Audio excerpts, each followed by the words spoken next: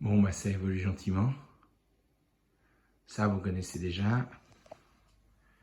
On a réaménagé un petit peu la zone de racine de droite pour la rendre plus stable et pour éviter que d'autres poissons aillent se coincer dessous et meurent, telle la loche numéro 5.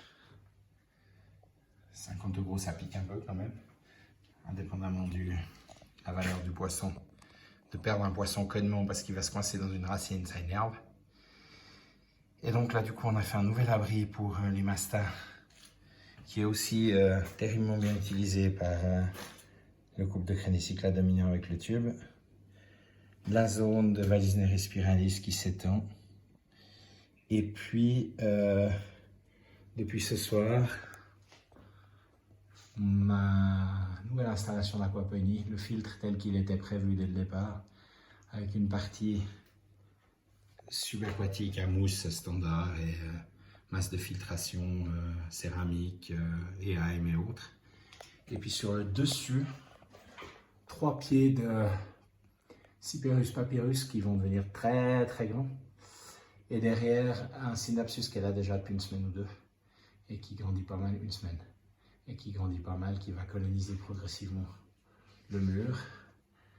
L'Asplenium avec les Monstera Monkey en liane qui font des plus petites feuilles mais qui vont faire jusqu'à 6, 7, 8 mètres chaque pied et qui vont aussi coloniser le mur. Un autre Asplenium un autre Synapsus d'une autre variété qui commence gentiment à coloniser le mur avec ses feuilles derrière là, et puis des petites radicelles qui commencent à accrocher. Je vais tenir même sur le TPE, elle croche bien, tant mieux.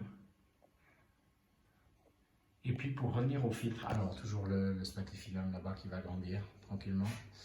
Et puis toujours pour revenir au filtre par aquaponie, 3 pieds de Cyperus qui maintenant font 50-60 au maximum.